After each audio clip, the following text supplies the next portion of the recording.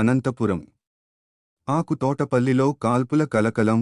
నిందితుడిని పట్టుకోవడానికి వెళ్లిన సీఐపై యువకుడు కత్తితో దాడిలో తీవ్రంగా గాయపడ్డ సీఐ శ్రీకాంత్. నిందితుడు అజయ్పై కాల్పులు జరిపిన శ్రీకాంత్ నిన్న మద్యం మత్తులో ఓ యువకుడిపై అజయ్ కత్తితో పట్టుకోవడానికి వెళ్లిన పోలీసులు, స్థానికులపై అజయ్ మరోసారి దాడి.